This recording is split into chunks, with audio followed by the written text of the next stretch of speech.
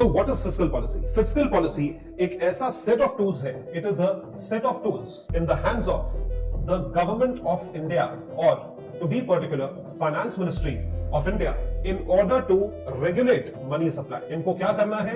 Money supply को regulate करना है. So a set of tools in the hands of government of India to regulate money supply. इसको हम क्या बोलते हैं? We call this fiscal policy. अब ये मनी सप्लाई रेगुलेशन क्यों जरूरी है? ये मनी सप्लाई रेगुलेशन जरूरी है in order to achieve two objectives. दो ऑब्जेक्टिव्स के लिए. पहला ऑब्जेक्टिव है कि हमें कंट्री को ग्रो करवाना है, जिसके लिए कंट्री में मनी सप्लाई ज्यादा होना चाहिए. अब मनी सप्लाई इंक्रीज करना किसकी रिस्पॉन्सिबिलिटी है? Government of India. ये पावर सिर्फ किसके हाथ में है? गवर्नमेंट के हाथ में है.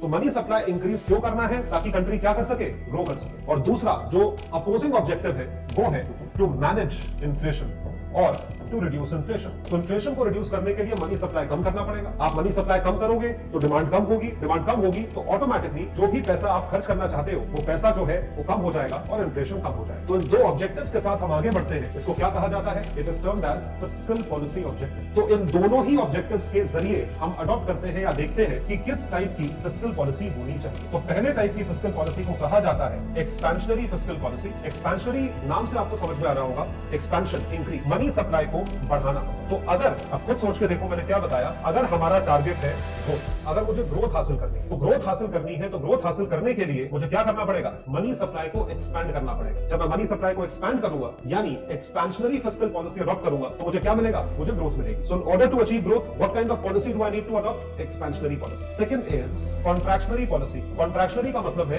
कि आप कॉन्ट्रैक्ट करते हो, दबाते हो, कम करते हो. Contractionary monetary policy, sorry contractionary fiscal policy. तो कॉन्ट्रैक्शनरी फिस्कल पॉलिसी अगर आप मनी सप्लाई कम कर रहे हो तो आपका टारगेट क्या है? इन्फ्लेशन को काउंटर करना या मनी सप्लाई को कम करना. Contractionary monetary policy, contractionary fiscal policy. So expansionary policy, contractionary policy, दो टाइप की पॉलिसीज हैं. डिपेंड करता है कि आपको कौन सा ऑब्जेक्टिव हासिल करना है, अकॉर्डिंगली वो पॉलिसी को पे फोकस करा जाता है. तो अब एक्सपेंशनरी पॉलिसी कैसे अप्लाई करनी है, कॉन्ट्रैक्शनरी पॉलिसी कैसे अप्लाई करनी है, ग्रोथ या इन्फ्लेशन दोनों में से कैसे ऑब्जेक्टिव हासिल करने हैं, ये चीज मेंशन करी जाती है टूल्स में. तो जो टूल्स है फिस्कल पॉलिसी में, वो टूल्स को हम दो कैटेगरी में बांटते हैं. पहला कैटेगरी ऑफ टूल है गवर्नमेंट बजटिंग और दूसरी कैटेगरी ऑफ टूल है वो है टैक्सेशन सिस्टम. तो फर्स्ट कैटेगरी ऑफ टूल है government budgeting, second category of tool है टैक्सेशन सिस्टम. तो भारत सरकार के हाथ में अगर मनी सप्लाई बढ़ाना है या घटाना है, क्योंकि ऑब्जेक्टिव तो वही है, money supply increase, money supply decrease. Money supply increase से होता है ग्रोथ और मनी सप्लाई डिक्रीज से इन्फ्लेशन कम होता है. इन दोनों ऑब्जेक्टिव्स में से कोई भी ऑब्जेक्टिव हासिल करना है, इसके लिए भारत सरकार या तो गवर्नमेंट बजटिंग को अचीव करती है या टैक्सेशन सिस्टम को ट्वीक करती है. अब ये दोनों टूल्स किस तरीके से अप्लाई करते हैं ये देखेंगे हम आने वाले लेक्चर्स में. So stay tuned for the next lecture. Thank you so much everyone. Jai Hind.